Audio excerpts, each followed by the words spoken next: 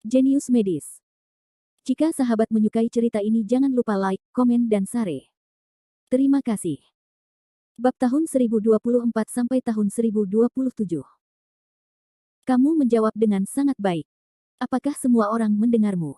Jericho Lee memandang semua orang sambil tersenyum. Semua orang saling memandang, mengangguk, dan mengerti. Aneh sekali, bahkan tidak ada benda untuk kehidupan sehari-hari di peninggalan Mesir kuno ini. Bukankah orang Mesir kuno adalah dewa? Jangan makan atau minum. Bagaimana bisa? Orang harus makan. Pakaian bisa diganti dengan daun besar, tapi bagaimana mangkuk bisa diganti? Bagaimana saya bisa makan tanpa mangkuk? Ya, itu tidak masuk akal. Anda tidak bisa makan semua buah-buahan liar untuk memuaskan rasa lapar Anda, bukan? Anda bercanda. Sebagian besar Mesir kuno adalah gurun, di mana Anda mencari buah-buahan liar. Kami hanya bisa mengandalkan sungai yang terbatas untuk menanam makanan di dekatnya. Biji-bijian perlu diolah dan dimasak sebelum bisa dimakan. Asalkan matang, minimal butuh panci. Pasti ada potnya kan? Tidak ada panci. Ini akan menjadi perih. Kita semua adalah lulusan sekolah menengah atas utama. Ini membuktikan bahwa pikiran mereka tidak buruk untuk bersekolah di sekolah menengah atas utama. Setelah diingatkan, secara alami mulai bereaksi, tetapi juga mulai menarik kesimpulan. Artinya, begitu disebut barang antik yang digali di Mesir kuno dan tempat lain harus dipalsukan. Ya. Selama masih ada tempat tinggal manusia, maka perlengkapan yang diperlukan seperti sandang, pangan, perumahan dan transportasi harus ada. Bahkan setelah perang, kita bisa menggali sisa batu bata dan ubin di dalam tanah. Tidak mungkin ada apa-apa. Ya. Terutama di tempat-tempat seperti Mesir kuno, sebagian besar terdapat gurun. Jumlah orangnya relatif sedikit. Jika angin dan pasir menutupi, kemungkinan kehancuran akan jauh lebih kecil. Setelah eksplorasi ilmu pengetahuan dan teknologi saat ini, tidak ada yang dapat ditemukan kecuali mumi dan mumi. Dapat dilihat bahwa apa yang disebut peradaban Mesir kuno kemungkinan besar dibuat di zaman modern atau bahkan di zaman modern. Meski tidak dibuat-buat, banyak yang palsu. Kalian semua berbicara dengan saya, dan kami mendiskusikannya dengan penuh semangat. Wajah Mike secara alami seburuk yang dia inginkan. Lagi pula, penemuan Jericho Lee memukul wajahnya dan menjadikan argumen sebelumnya sebagai lelucon. Semua orang yang punya mendukungnya sekarang pergi untuk mendukung Jericho Lee. Bahkan Jiao Dongming mulai bimbang, Tuan. Mike. Mike menarik napas dalam-dalam. Dari awal sampai akhir, itu hanya dugaanmu saja, dan tidak ada bukti nyata.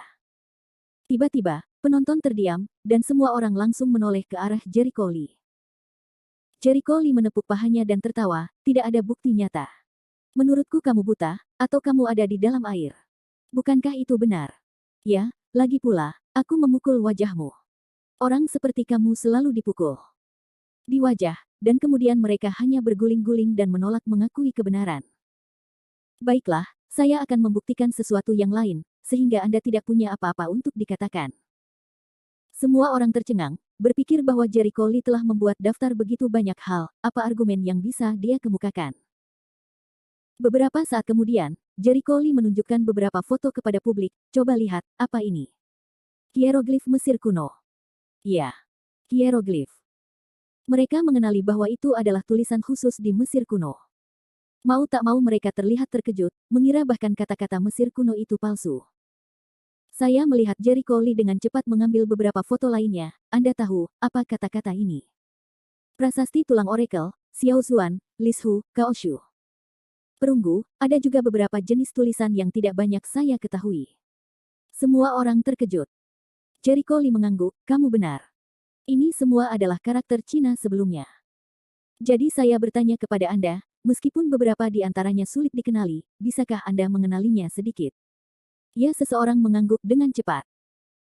Meskipun aksara ini sangat sulit, beberapa aksara tradisional Tiongkok masih digunakan sampai sekarang. Angsa liar Moling mau tidak mau berkata.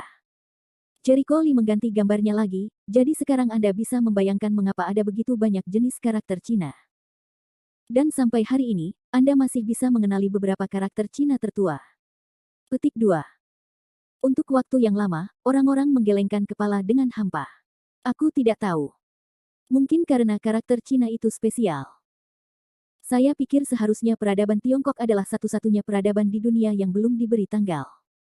Tidak mengherankan jika peradaban lain telah diberi tanggal, dan mereka tidak dapat mengenalinya. Itu benar. Kerumunan berceloteh tentang apa yang mereka pikir mungkin benar. Namun, Jericho Lee menggelengkan kepalanya. Apa yang kamu katakan salah? Benar. Orang-orang terkejut. Bukankah karena dekadensi peradaban? Jericho Lee perlahan mengangkat jarinya dan menjelaskan kepada orang banyak dengan suara nyaring. Pertama-tama, izinkan saya mengajukan pertanyaan. Saat Anda menulis, Anda harus memiliki gaya penulisan dan font sendiri, bukan? Dalam keadaan apa gaya tulisan dan font Anda akan berubah? Pertanyaan ini mengejutkan semua orang. Wu Sui ragu-ragu dan berkata, saya akan menulis dengan coretan karena saya sedang terburu-buru. Apalagi, sengaja meniru tulisan orang lain. Misalnya di sekolah dasar, alih-alih ditandatangani oleh orang tua, mereka diam-diam meniru gaya penandatanganan orang tua dan menulis kata-kata yang tidak dikenali orang lain. Ada juga siswa yang memberikan tanda tangan orang tuanya kepada satu sama lain, yang akan sama kata yang lain. Selain itu, jika saya merasa font saya jelek, saya akan belajar untuk terlihat lebih baik dari diri saya sendiri. Misalnya, beberapa font gaya penulisan berkelanjutan terlihat sangat bagus, dan karakter pena seperti emas tipis juga sangat bagus. Yang lain tidak dapat menahan diri untuk berkata, bagus sekali. Jericho Lee mengangguk, jawaban Anda sebenarnya membantu saya menjawab pertanyaan ini. Dalam keadaan apa font Anda akan berubah? Entah untuk urusan buru-buru, belajar, atau tanda tangan, semua boleh. Hanya jika karakter dimainkan secara ekstrim barulah font dapat berubah. Jika rantai karakter sulit disebarkan, siapa yang terpikir untuk mempelajari fontnya dan membuatnya keren? Kadang mereka bisa menulis beberapa jenis font, tapi premisnya adalah mereka familiar dengan karakter Cina.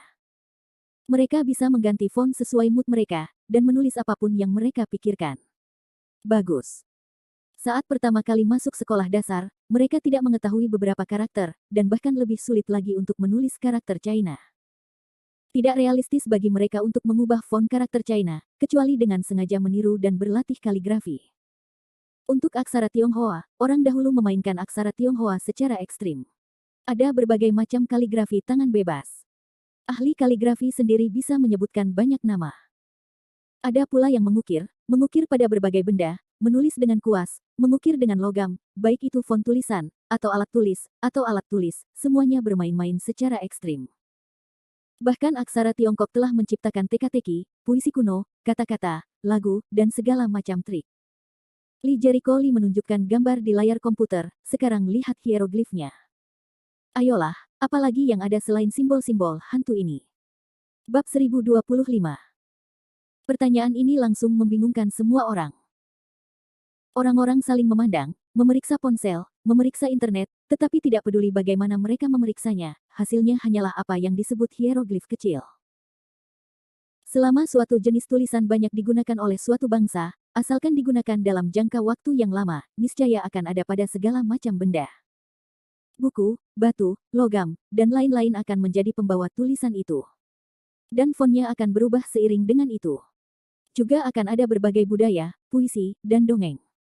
Tapi apalagi yang Anda lihat di Mesir kuno selain kisah yang disebut Firaun dan Cleopatra? Jericho Lee menatap Mike dengan dingin warna olok-olok di sudut mulutnya. Sekarang saya bertanya kepada Anda, ada sebuah dinasti di Tiongkok bernama Sixia. Sixia juga memiliki karakter uniknya sendiri. Apakah sastra Sixia telah diturunkan? Seorang pria di antara kerumunan itu langsung berteriak, ayah saya adalah penggemar Sixia, dan yang paling banyak menulis kaligrafi setiap hari adalah Sixia. Saya harus mengatakan bahwa ketika aksara Sixia ditulis dengan kaligrafi, sungguh indah dan memiliki keistimewaan. Perasaan estetika yang rapi. Kata-kata ini sangat meyakinkan saat ini. Beberapa orang mengetahui bahasa Sixia, dan mereka juga terkejut dengan bahasa semacam itu. Sixia telah punah selama lebih dari 1000 tahun, tetapi karakter, banyak kiasan sejarah, dan barang antik telah diturunkan. Hal ini cukup untuk membuktikan bahwa meskipun peradaban sudah kuno, ada beberapa hal yang tetap harus diwariskan. Tidak ada yang diturunkan di Mesir kuno. Hanya ada satu penjelasan. Itulah yang disebut hieroglif, yang ditemukan kemudian. Sekarang perhatikan baik-baik hieroglifnya.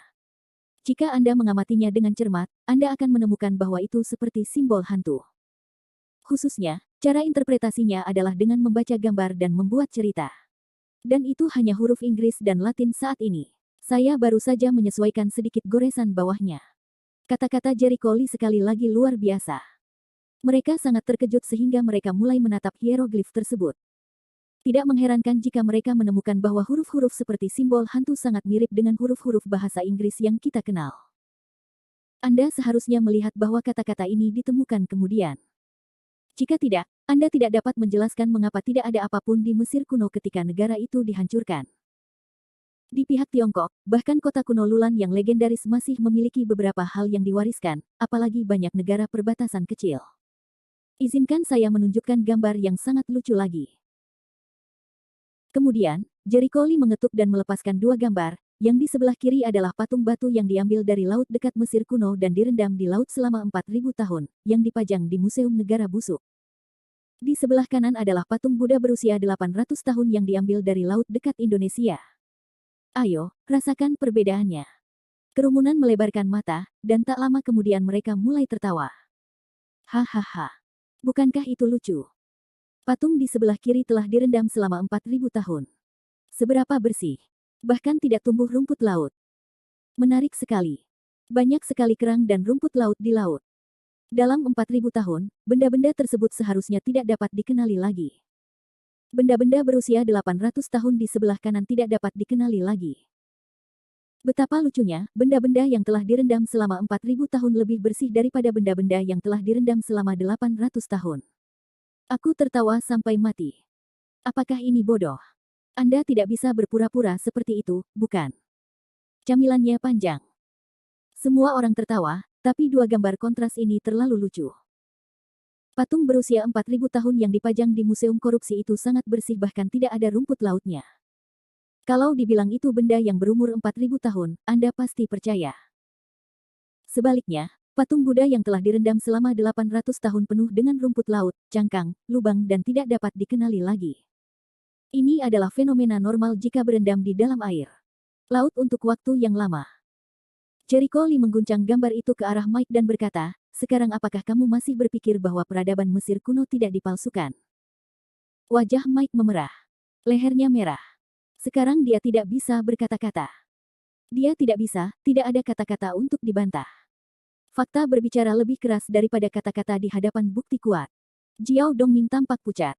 Dia tahu bahwa Mike telah kalah. Bahkan jika tidak ada perdebatan lagi, Jericho Lee telah menang. Kamu menang. Mike menggigilkan bibirnya dan membiru. Jericho Lee memberinya tatapan penuh arti, tidak. Anda sepertinya mengaku kalah, tetapi Anda tidak yakin sama sekali. Ya, bagaimanapun juga, yang ingin saya tolak adalah semua peradaban barat Anda. Bagi orang barat seperti Anda, tentu saja Anda tidak yakin. Lagi pula, Anda menyangkal nenek moyang Anda.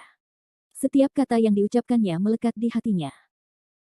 Wajah Mike pucat dan hampir tidak mau berkata apa-apa, karena dia takut akan dipukul lebih keras begitu dia berbicara. Jericho Lee meletakkan komputernya di mejanya dan berkata kepada orang banyak dengan suara lantang, baru saja, saya telah membuktikan dengan fakta bahwa peradaban Mesir kuno pada dasarnya palsu. Yang ada hanya mumi di peninggalan budaya yang digali. Kebutuhan, tidak ada pakaian untuk dilihat. Ada gambar kuda perang palsu, piramida palsu, wajah singa palsu, dan semua kata-kata adalah peradaban palsu. Saya rasa kita semua tahu apakah itu benar-benar ada atau hanya kebohongan yang dibuat oleh beberapa orang. Tentu saja, bukan hanya itu yang ingin saya sangkal. Selanjutnya, izinkan saya berbicara tentang apa yang disebut sebagai sumber peradaban Barat, Yunani kuno, dan Athena. Ini dia dramanya. Seperti yang diketahui semua orang, Jericho Lee tidak menyebutkan bagian ini sampai sekarang. Jelas ada banyak hal yang perlu dibicarakan di bagian ini, dan saya khawatir itu juga bagian yang paling memalukan. Alasan kenapa saya harus tekan di sini adalah karena nenek moyang orang kulit putih di barat adalah sekelompok perampok, sekelompok kera yang bergelantungan di pohon. Rebut budaya orang lain, mahkota di kepala sendiri, banyak yang palsu. Hampir semuanya palsu. Peradaban barat dari omong kosong kata-kata Jericho Lee sama sekali tidak sopan. Dia tidak keberatan dengan suasana hati Mike. Pertama-tama, di buku teks yang telah Anda pelajari, serta di berbagai buku sejarah dan sains populer pengetahuan publik, telah dikatakan berkali-kali bahwa sumber peradaban barat adalah Athena di Yunani kuno dan negara kota Athena. Namun benarkah demikian? Ekspresi Jericho Lee penuh dengan ejekan yang meremehkan, di sini saya harus menyebutkan seseorang, yaitu Aristoteles, seorang sarjana besar yang terkenal. Anda mungkin tidak terlalu memperhatikan beberapa detail. Jika diperhatikan dengan seksama, Anda akan melihat bahwa Aristoteles memiliki banyak gelar. Ia adalah seorang filsuf, sejarawan, ahli matematika, politikus, pemikir, pendidik, dan sebagainya. Dia memiliki semua gelar yang bisa disebutkan. Permisi, apakah ini manusia? Bab 1026. Penonton tidak bisa menahan tawa. Jericho Lee sangat serius saat ini, dan menjadi sangat lucu pada detik berikutnya, yang membuat mereka tertawa. Beberapa orang tidak dapat menahan diri untuk tidak berteriak, sebenarnya, saya dulu berpikir itu aneh, bagaimana seseorang bisa memiliki begitu banyak gelar. Dalam sejarah Tiongkok, Konfusius adalah orang yang sangat berkuasa, tetapi gelarnya tidak lebih dari seorang pemikir, pendidik dan filsuf. Menurut saya Aristoteles tidak lebih kuat dari Konfusius. Ya, Mo Lingyan mau tidak mau mengangguk, saya juga berpikir bahwa Aristoteles benar-benar ingin menjadi begitu kuat. Bukankah dia maha tahu dan maha kuasa dan menjadi dewa? Jangan melucu. Di Yunani kuno, jika orang bisa belajar sedikit pengetahuan, mereka disebut sastrawan. Jika mereka mempunyai pengetahuan lebih dari yang lain, mereka akan disebut semua orang. Jika orang-orang seperti kita kembali ke masa itu, mereka akan menjadi penulis hebat. Wu Xiaoxiao berkata dengan mata berputar. Dengan senyum tipis, Jericho Lee berkata, sepertinya semua orang dan saya memiliki pandangan yang sama.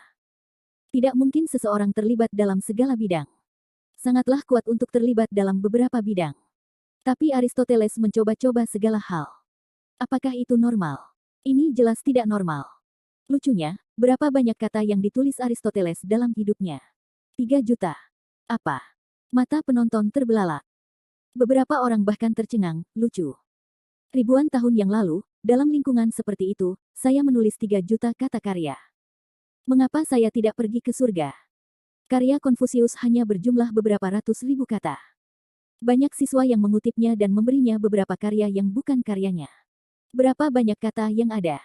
Itu omong kosong, 3 juta. Mata orang-orang menoleh lurus, sekarang ini bukan komputer, Anda bisa langsung mengetuk keyboard alih-alih menulis. Di zaman ketika pembuatan kertas belum ditemukan, beberapa di antaranya harus ditulis dengan tangan. 3 juta kata. Kapan saya harus menulisnya? Saya pikir Profesor Mike mengetahui angka 3 juta kata dengan sangat baik. Jericho Lee tersenyum dan menatap Mike. Mike tidak mengatakan sepatah kata pun, dia ingat bahwa dia baru saja mencarinya di internet dan mengatakan bahwa karya sastra Aristoteles berisi lebih dari 3 juta kata. Karena Profesor Mike tidak berbicara, saya akan melanjutkan, kata Jericho Lee sambil tersenyum. Sekarang mari kita bicara tentang apakah realistis untuk menulis karya 3 juta kata di Athena, Yunani kuno. Pasti tidak realistis. Bukankah itu omong kosong? Saya ingat dengan jelas bahwa semua karya Aristoteles ditulis di atas perkamen. Perkamen bukanlah kertas biasa. Itu mahal. Di Yunani kuno, populasi Athena hanya puluhan ribu. Berapa banyak domba yang bisa dipelihara oleh puluhan ribu orang? Ribuan ekor. Apa yang bisa kita lakukan dengan jumlah ini? Tidaklah cukup untuk menulis semuanya. Jika Anda bisa menulis lebih dari 100-200 ribu kata, itu bagus. Sebelum Jericho Lee menjelaskan, orang-orang mau tidak mau menjawab untuknya. Orang bodoh tahu itu mustahil. Kamu tidak perlu khawatir, Jericho Lee melambaikan tangannya sambil tersenyum, menandakan bahwa setiap orang harus tenang.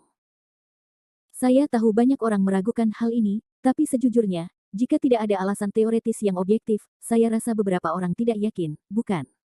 Yah, itu benar. Orang-orang mengangguk satu demi satu, hanya meyakinkan jika hal itu benar. Lalu apa yang terjadi di Yunani kuno? Mari kita lihat kota-kota Tiongkok kuno. Umumnya kota yang berpenduduk 100.000 jiwa adalah kota super besar, seperti Chang'an. Rata-rata kota berpenduduk paling banyak puluhan ribu kali, produktivitasnya sangat lemah, dan alasan penting mengapa jumlah penduduknya kecil adalah karena produktivitas yang buruk menyebabkan hasil gabuh yang rendah. Jika jumlah penduduk terlalu besar, mudah mati kelaparan. Jadi kota tidak dapat bertahan terlalu banyak orang. Mereka semua mengangguk, itu benar. Artinya, populasi Athena pada saat itu paling banyak berjumlah puluhan ribu. Di bawah populasi yang begitu besar, meskipun semua orang memelihara domba, domba yang dipelihara tidak akan memiliki cukup kulit domba untuk membuat perkamen. Sekarang Anda dapat memeriksanya. Bahwa hanya kulit domba yang masih muda yang dapat dijadikan perkamen, sedangkan kulit domba yang terlalu besar dan terlalu tua tidak dapat digunakan untuk membuat perkamen, karena kulit domba yang tua terlalu tebal. Dua orang bodoh, yang diminta melakukan hal yang sama dan ternyata sama persis dengan yang dikatakan Jericho Lee. Sungguh, maksudnya, jika Anda hanya bisa membuatnya dari kulit domba, maka perkamen yang bisa dibuat di Athena Yunani kuno akan berjumlah ratusan keping setahun. Pantas saja di Tiongkok kuno, orang suka mengukir karakter pada potongan bambu dan menuliskannya di atas batu. Bukan karena tidak bisa mendapatkan perkamen, tapi karena terlalu sedikit perkamen, akan ada lebih banyak potongan bambu. Tapi bambu slip terlalu berat, mudah pecah dan tidak nyaman untuk disimpan. Ada banyak diskusi. Diam, Jericho Lee terus menjelaskan sambil tersenyum. Jelas, jumlah perkamen yang bisa disediakan di Athena sangat kecil. Kalaupun mengambil perkamen dari seluruh negeri, itu tidak cukup untuk menulis. Ada juga masalah mendasar, harga perkamen. Saya rasa semuanya bodoh. Tahukah kamu bahwa harga perkamen pasti sangat mahal? Dari mana Aristoteles mendapatkan begitu banyak uang? Saya khawatir dia telah mengambil semua sumber keuangan seluruh negeri dan menggunakannya untuk menulis buku. Orang-orang tertawa terbahak-bahak, asalkan otak orang agak normal, tidak mungkin untuk berpikir bahwa ini benar. Lagi pula, ada orang lain yang setenar Aristoteles di Yunani kuno. Jika dia menghabiskan sumber daya keuangan seluruh negara sendirian, apakah ada hal lain yang bisa dia lakukan? Dari logika dasar tidak diatur. Dulu ada beberapa pesta cuci bumi di internet yang mengatakan bahwa Aristoteles adalah penguasa 3 kerajaan, seperti Kekaisaran Ottoman, Kekaisaran Yunani kuno, dan sebagainya. Saya harus mengatakan bahwa ada begitu banyak orang yang akhir-akhir ini mereka semakin bertekuk lutut. Sekalipun fakta terungkap, mereka harus menirunya secara mekanis untuk mengarang banyak kebohongan dan menjilat kaki ayah asingnya. Sungguh menyedihkan dan menyedihkan. Jericho Lee tutut emosi, menyindir pikiran sebagian orang menghadirkan rasa malu yang tidak wajar. Memikirkan sanjungan yang mereka berikan kepada Mike sebelumnya, wajah mereka terasa panas. Sekarang mari kita lihat situasi Konfusius. Pada saat itu, untuk memilah pekerjaan Konfusius, dinasti Zhou melakukan upaya besar dari seluruh negeri. Pada saat itu, Konfusius mengambil sumber daya keuangan seluruh negara dan menghabiskan uangnya. Usaha telaten 2 generasi. Kemudian dia mengeluarkan semua potongan bambu, batu giok, batu, perkamen dan sebagainya yang mencatat karyanya. Akhirnya hanya 1/2 juta hanya kata-kata. Aristoteles menulis lebih dari 3 juta sendirian. Sungguh menakjubkan. Apakah orang ini masih manusia? Jericho Lee berkata sambil mengedipkan mata. Semua orang diam-diam tertawa. Bagi siapapun yang berpikir normal, mustahil mempercayai Aristoteles memiliki kemampuan ini. Belakangan, Jericho Lee berubah pikiran. Tentu saja ada pepatah tentang pesta cuci tanah, yaitu Aristoteles tidak menulis begitu banyak buku, tetapi dia adalah kata ganti, setara dengan simbol. Banyak orang kemudian menulis karya, tetapi mereka semua mengandalkannya. Saya harus mengatakan bahwa ada orang idiot setiap tahun, terutama tahun ini. Jika Anda telah menulis buku Anda sendiri yang bagus, maukah Anda memberi penghargaan kepada orang lain? Bab 1027. Hanya orang bodoh yang bisa mengandalkan orang lain. Saya ingin menjadi terkenal dengan buku hebat ini, ya. Tidak masuk akal bagi Anda untuk memuji apa yang telah Anda tulis dengan susah payah, bukan? Bukan karena orang egois, tapi orang normal tidak bisa melakukan hal bodoh seperti itu. Haha, tapi para idiot yang mencuci lantai itu benar-benar berpikir begitu.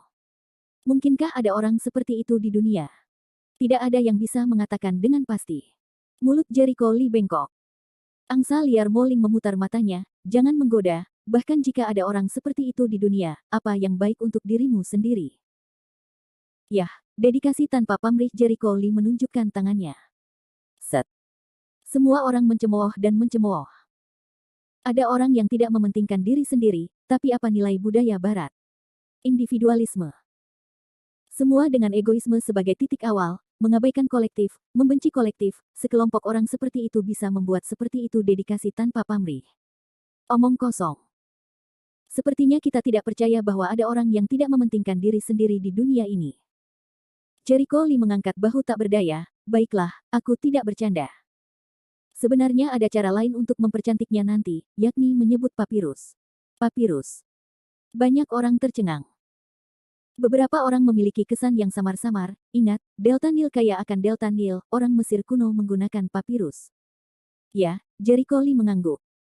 Wu Xiaoxiao mengerutkan bibirnya. Benda itu sudah lama terbukti palsu. Dan ini.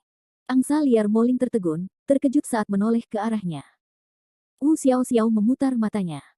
Beberapa tahun yang lalu, sebuah pepatah bernama papirus tiba-tiba muncul di barat.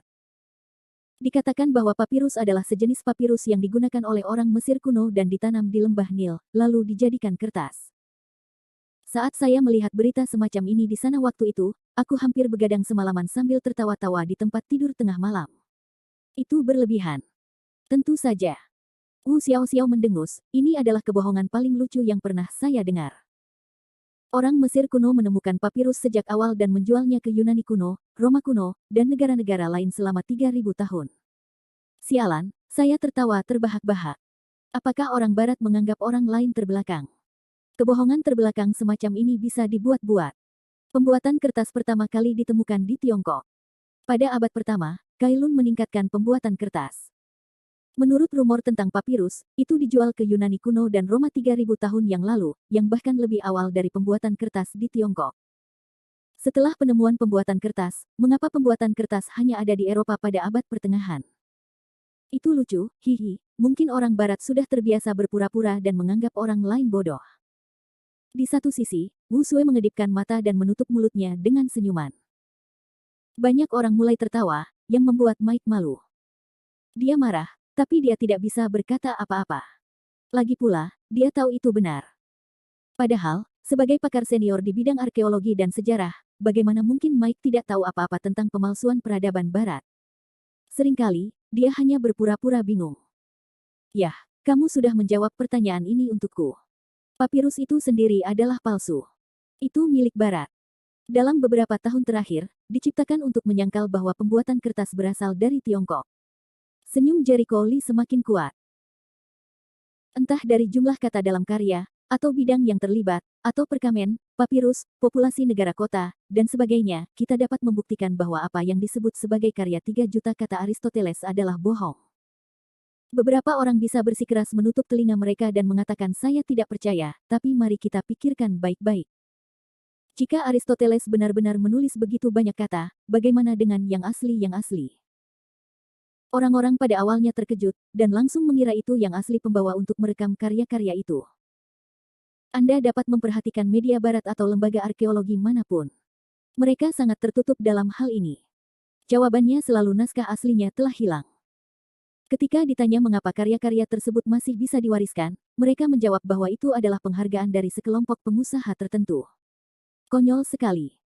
Karya-karya Konfusius, meskipun hilang, akan memiliki beberapa sisa yang tidak berjauhan, dan banyak dari manuskrip aslinya akan dipertahankan. Jika karya Aristoteles itu benar, mengapa tidak ada yang asli? Bahkan sisa-sisanya pun tidak. Jelas sekali, jejak-jejak penipuannya terlalu jelas. Tidak heran saya menemukan bahwa Barat sepanjang hari berteriak bahwa mereka memiliki penemuan-penemuan baru dalam sejarah. Alhasil, setiap diminta mengeluarkan naskah asli atau peninggalan budaya, mereka tak mau berkomentar. Semua perasaan dibuat-buat. Haha, ini mirip dengan pemalsuan besar-besaran peninggalan budaya Jepang di awal. Orang-orang mau tidak mau menunjukkan ekspresi jijik. Bagi orang normal manapun, penipuan semacam ini adalah noda dan penghinaan terhadap dirinya. Bangsanya sendiri. Jericho Lee kemudian tertawa lagi dan berkata, dari mana datangnya apa yang disebut budaya Yunani dan Athena kuno?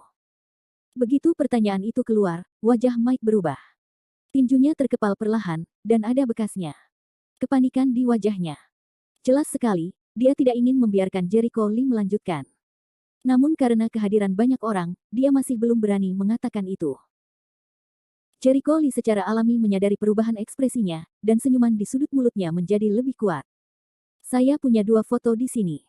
Coba lihat sendiri. Dia menyalakan komputer, mengeluarkan 2 gambar dan menunjukkannya di depan orang-orang. Mengapa? Bukankah Venus ini adalah lengan patah abad pertama Yunani kuno?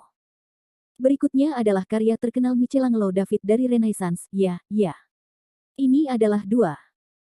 Jericho Lee yang tersenyum seperti 2 kacang polong. Jadi, pernahkah kamu menemukan bahwa kedua patung itu memiliki gaya yang hampir sama? Penonton tercengang, dan seketika banyak orang membelalak. Ini seperti dua kacang polong. Apakah itu gaya ukiran atau gaya realistis? Semuanya sama. Palung. Bukankah keduanya berasal dari orang yang sama? Dengan cara ini, gaya kedua karya ini sama. Tidak bisakah apa yang disebut peradaban Yunani dan Athena kuno ditempa pada zaman Renaissance? Semakin banyak mereka berbicara, semakin terkejut mereka. Mereka semua mengerti siapa mereka. Mereka semua tercengang dan sulit mempercayai mata mereka. Jericho Lee tertawa aneh, kamu hanya setengah benar. Setengah. Kerumunan itu bodoh. Dilihat dari kedua karya ini, jelas terlihat bahwa apa yang disebut peradaban Yunani dan Athena kuno ditempa pada masa Renaissance. Bagaikan dua kacang polong, Anda dapat melihat semua karya sastra dan seni Yunani kuno dan Athena, dan gaya yang sama bisa kamu temukan di Renaissance. Beberapa orang mungkin akan terkejut, Renaissance, karena itu Renaissance, seharusnya cemerlang, lalu menurun, dan kemudian dihidupkan kembali. Gaya kedua karya itu sama. Apa yang aneh?